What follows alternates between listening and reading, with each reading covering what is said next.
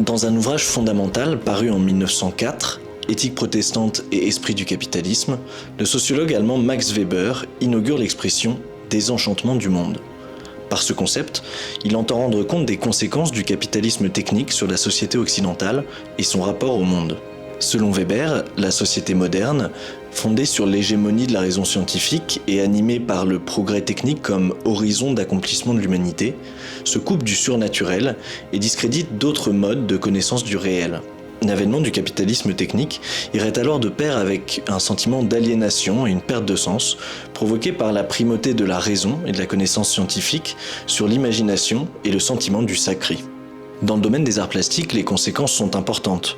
En effet, si notre rapport au réel est désormais régi par des logiques d'efficacité et de rationalité économique, quelle est la place d'une activité véritablement gratuite ?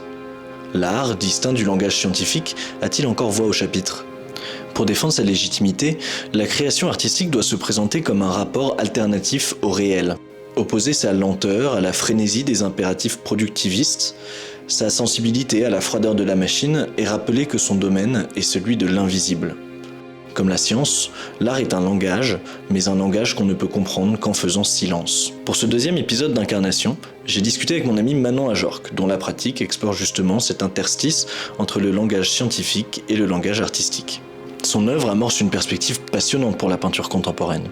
Nourrie de références scientifiques, elle explore des phénomènes naturels comme la formation des volcans ou le cycle de l'eau, et tente d'en dégager la dimension surnaturelle. Formée à la médecine japonaise, Manon tente de montrer les liens invisibles qui nous unissent au vivant, des flux d'énergie dont sa touche vibrante se fait le réceptacle et qui dépassent nos désirs d'omniscience. Alors on a parlé de ça, de son apprentissage de la peinture, de la diversité des médias qu'elle explore et de plein d'autres choses. Avant de vous laisser avec Manon, je vous invite à vous abonner, à laisser un like et à me donner vos réflexions en commentaire. Quant à moi, je vous retrouve à la fin de la vidéo. À tout à l'heure.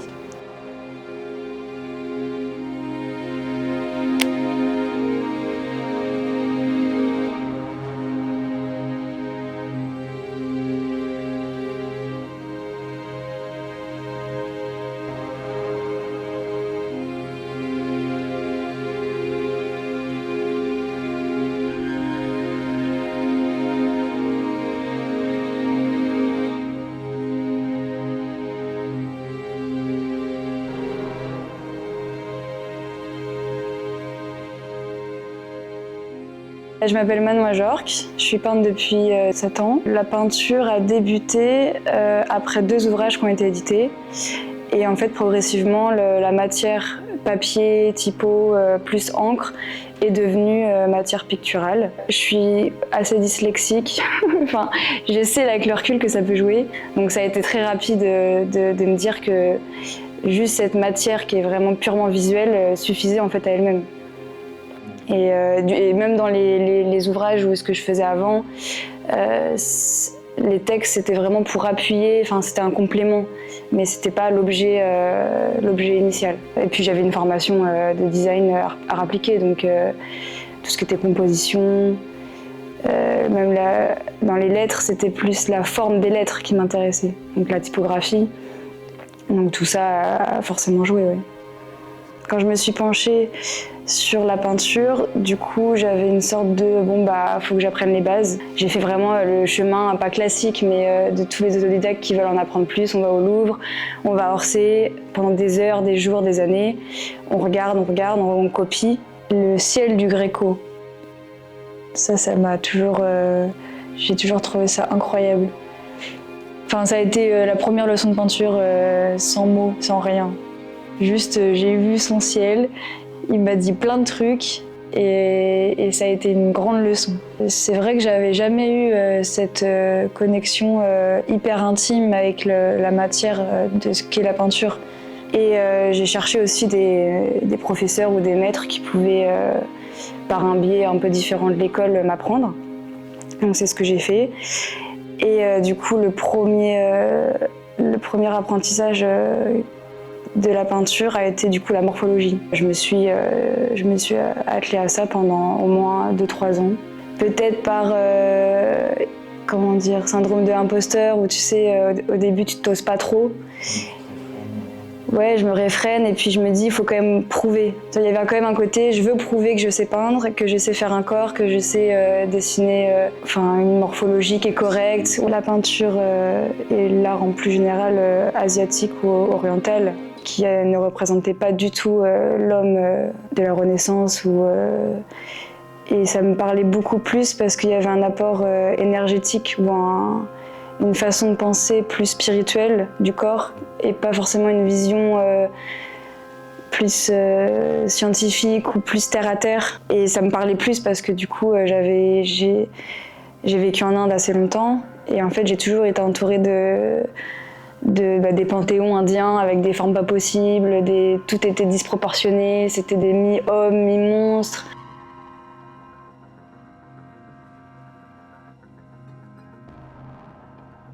Je voulais plus me rapprocher de cet univers-là qui résonnait en moi vachement de manière importante. Il y a eu ce décalage-là où j'ai arrêté les contours, je faisais les corps évanescents, j'ai essayé de distordre mes corps, de rallonger, de découper. J'ai eu beaucoup une période de collage, découpage qui a été hyper importante pour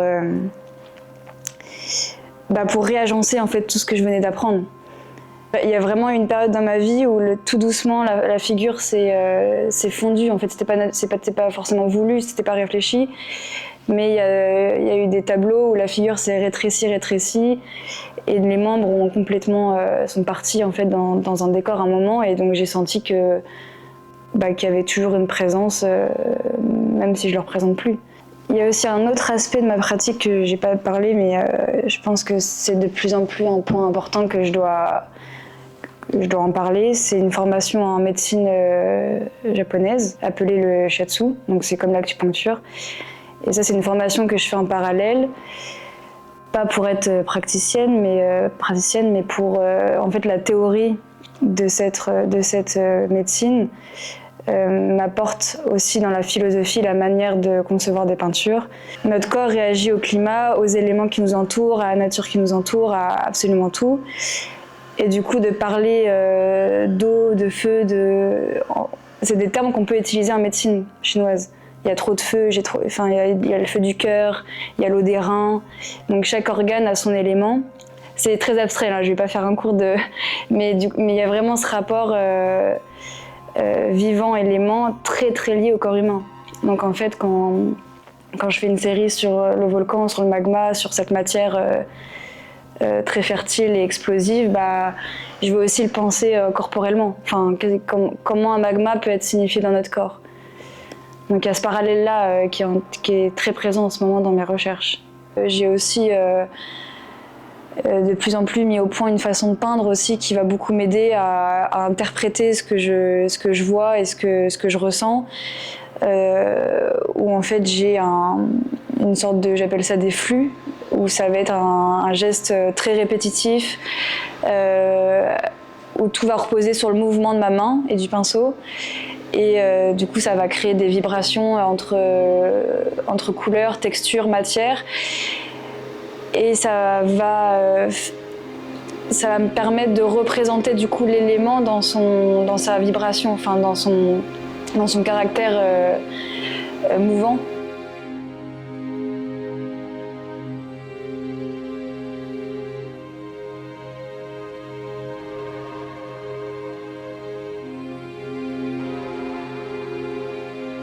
Ces flux, ça va m'aider en fait à atteindre ce que l'élément m'évoque et d'essayer de le représenter de manière la plus vivante possible. Je vais essayer de donner du coup de donner à voir la transformation entre le liquide, le solide, les transferts d'énergie entre un élément à un autre, ou de parler d'un moment explosif ou justement très calme, très contemplatif. Ça va être plus un rythme plus lent, plus effacé.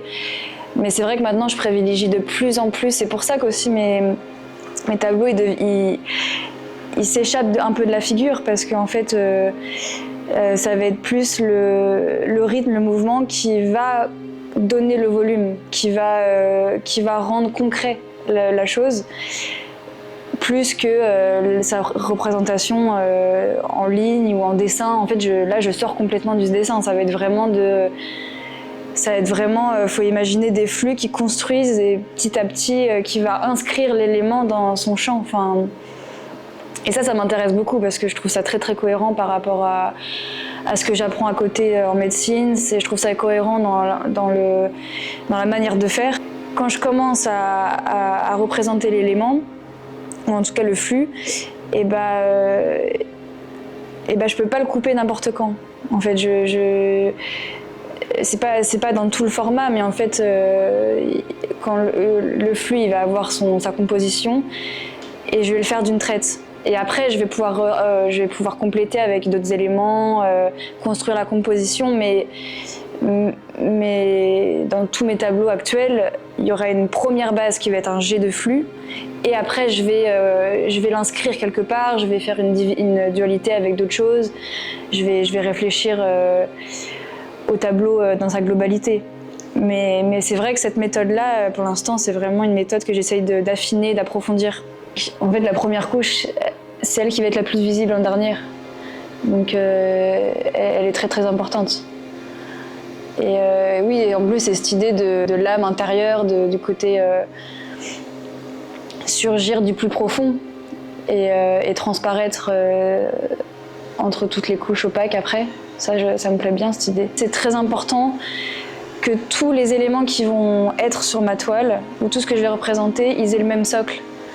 Ils aient la même base entre eux. Je trouve ça très bien que sous toutes les toiles, il y a une sorte d'unité commune, une couleur commune qui va les unir malgré tout, même si à la fin on ne le voit pas forcément. Moi je sais qu'il y a qu'on maintient, qu'il y a un tout qui maintient, tu vois.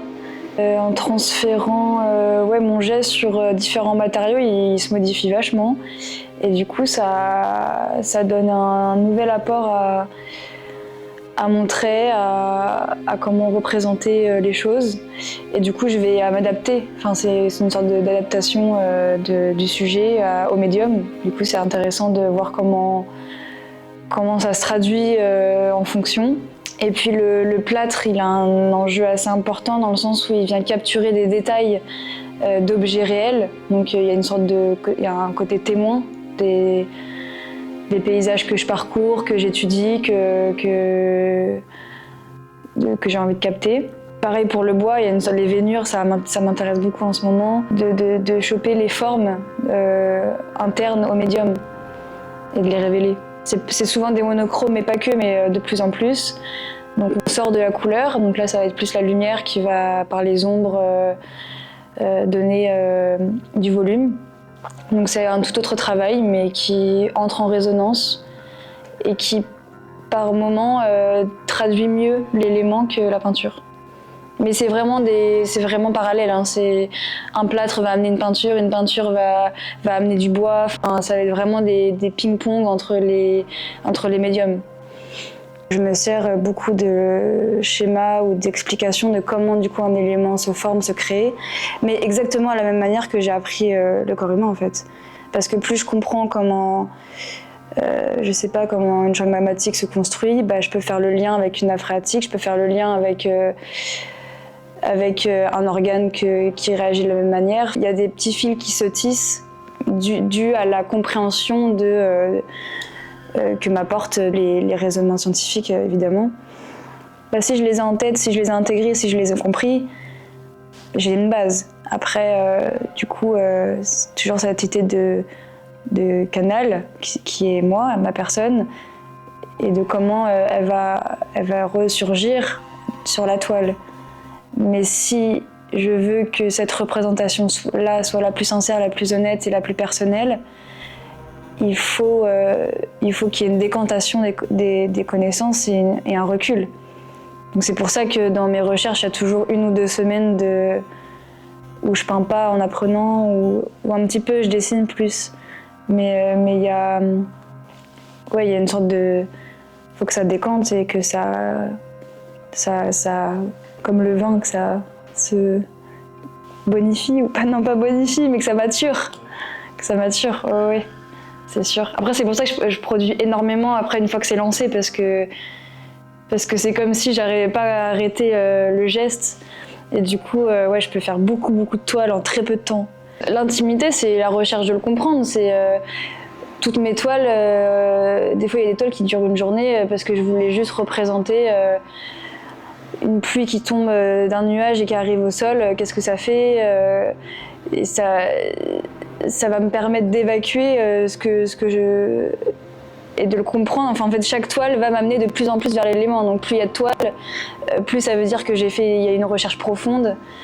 Et plus je vais avoir l'impression d'être proche et de pouvoir le représenter le mieux possible. Par exemple, juste pour la dernière série Fire of Love, c'est du coup la rencontre un couple de volcanologues qui s'est passionné pour les volcans. Et je suis tombée sur leurs archives d'images et de vidéos, des petits détails qu'ils prenaient de leur expédition. Et la matière qu'ils filmaient, j'avais jamais vu ça. Enfin, c'était un choc esthétique et aussi intellectuel, parce que de comprendre aussi comment tout fonctionne, enfin, il y a plein de questions qui émergent de cette matière visuelle. Et donc là je suis en train d'essayer de représenter leurs archives. La quête scientifique, c'est que des gens qui, c'est comme la quête artistique, c'est que des gens qui vont chacun avoir un mini pas, et c'est ça en fait, c'est l'ensemble de ça. C'est des gens qui doivent avoir une imagination complètement débordante, parce que c'est la seule façon de poser des théories et de dire pourquoi la vie, est-ce que la vie elle peut être ailleurs. Donc c'est vraiment, c'est avant tout de l'imagination que tu dois prouver. Donc c'est trop bien cette relation de savoir, pas savoir. Enfin, tu vois, il y a ce dilemme-là qui est hyper intéressant en vrai. Et du coup, ça cloisonne pas.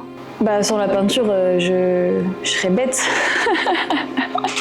Peinture ou pas, la création, juste le fait de créer apporte dans tous les cas une connaissance très fine, enfin de plus en plus large et de plus en plus approfondie. Et donc le fait, bah oui, parce que ça me permet de les représenter, ça permet de les comprendre. Et en fait, c'est souvent en faisant que je comprends mieux, parce que du coup là, je parle de théorie, je parle de schéma, je parle de choses extérieures à moi, mais en fait quand je le digère, quand je commence à du coup le transcrire par la matière, il y a une sorte de connexion entre je veux représenter un élément qui est de la pure matière par une autre matière, donc il y a toute une... Oui, j'ai l'impression de jouer avec l'élément, de le construire. Comprendre un élément peut te donner des solutions, tu peux le mimer pour apprendre à bien vivre, à être OK avec ton corps, à comment l'écouter, à le comprendre, parce qu'en fait c'est de la matière, c'est de l'organique aussi.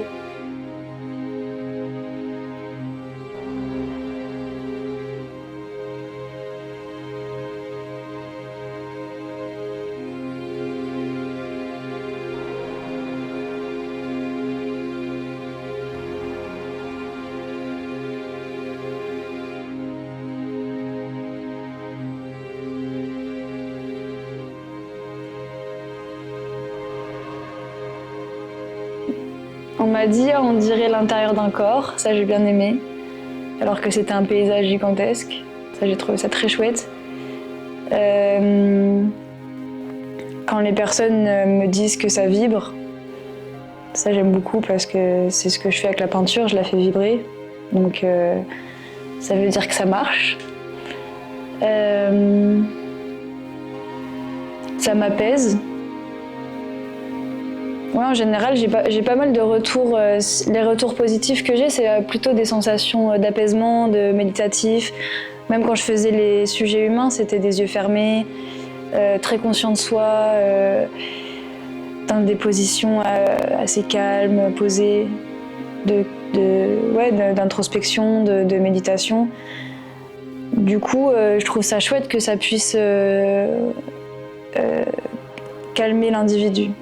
C'est sûr que si je reste dans cette même idée-là et que mon travail évolue de cette manière, comme tu as dit, la figure, elle s'est déjà évanouie, elle fait déjà partie prenante sans être là. À tout moment, les éléments vont aussi disparaître pour c'est comme si on dézoomait en fait, ou alors comme si on zoomait très très fort.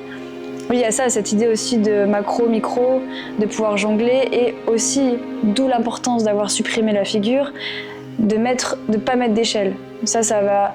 En fait, quand j'ai commencé à plus faire une représentation humaine, j'ai senti comme un poids qui s'enlevait, parce que j'avais une sensation de très grand, de très petit, et c'était beaucoup mieux en fait. Beaucoup mieux. C'est un travail différent, mais dans mon propos, ça m'a j'ai vraiment senti comme si j'avais un fardeau en fait. Que je pense de ce que j'ai dit au début, de devoir représenter l'homme, de devoir forcément s'y mettre. Et en fait, non, pas du tout. On peut y être sans y être. Enfin, il y a cette idée-là. Et oui, je pense que les flux vont prendre part à 100%. Après, on verra bien. Hein. Ça se trouve, l'homme va réapparaître dans une veinure d'un arbre, il va réapparaître dans un l'ombre d'un rocher, je sais pas. On va voir l'évolution que ça prend. C'est vrai que les animés, on en parle peu parce que c'est peut-être aussi une forme d'œuvre populaire, mais j'aime bien essayer de l'incorporer dans ma peinture par l'intelligence qu'ils ont de simplifier les formes.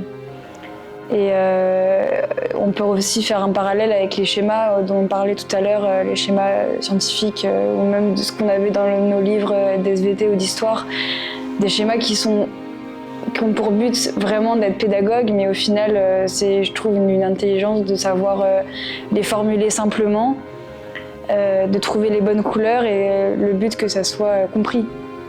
Et les mangas, c'est un peu cette idée-là quand même, hein. Au-delà du fait que c'est très graphique, c'est très beau, c'est très esthétique, il y a quand même cette idée d'économie de dessin qui va être du coup d'une très grande intelligence. Un seul trait, une seule petite variation peuvent modifier l'expression totalement et ouais, ça c'est une force incroyable. Donc du coup dans mes paysages, dans mes éléments, c'est vrai que je leur emprunte des formes simplifiées de nuages, de mer, de rochers, de comment représenter le monde d'une manière un peu plus formelle et plus simple, d'essayer de trouver l'essence ou comment dire un minimum pour en dire le plus. Enfin, il y a une sorte de trouver l'équilibre, parce que des fois en faisant trop, mais ça s'affine. Hein. J'espère qu'à la fin de ma vie, je serai comme tous les grands calligraphes chinois où un point suffira pour dire mon tableau. Mais d'avoir une sorte d'épuration totale, bien sûr, ouais, c'est un objectif qui est toujours là, en sous tension dans mon travail, d'épurer au maximum, autant dans le savoir que dans la représentation. Mais là, on en revient du coup à Debord ou à plein d'autres personnes que je sais pas qui citer, mais il y en a plein qui disent de savoir, d'oublier. Enfin, il y a toujours cette tension-là entre représenter le vide et le plein. François Cheng, c'est un philosophe chinois qui en parle beaucoup. Le vide, des fois, c'est lui qui va faire le tableau. Dans les estampes, dans plein de représentations, il y a une gestion du vide qui va être très très importante. Et ça, j'essaye de l'appliquer à fond dans mes compositions, dans mes flux, donc comment les gérer par rapport à ça. Ouais. Ou pouvoir regarder de l'art, c'est aussi laisser un espace en soi pour que ça puisse exister. Et ça se travaille. Enfin, moi, au début, je sais que je regardais pas un Rothko, je regardais pas un Gilles Ayot comme aujourd'hui, parce que j'ai appris et j'ai appris à regarder. C'est important. Tout s'apprend, ouais. S'il y a bien quelque chose de cool que je voudrais jamais qu'on m'enlève, c'est la liberté que j'ai devant un tableau. Donc, à partir du moment, si je sais l'arrivée, du coup, il y a un truc un peu moins excitant, peut-être de laisser aller un peu moins important. Et puis de confiance, en fait. C'est comme si je faisais pas forcément confiance à la matière, alors que Les tableaux pour moi qui sont les mieux, c'est des tableaux où je leur ai fait confiance et je me suis fait confiance moi et le résultat a été convaincant. Donc je pense qu'il faut en laisser aller quand même, hein, c'est important.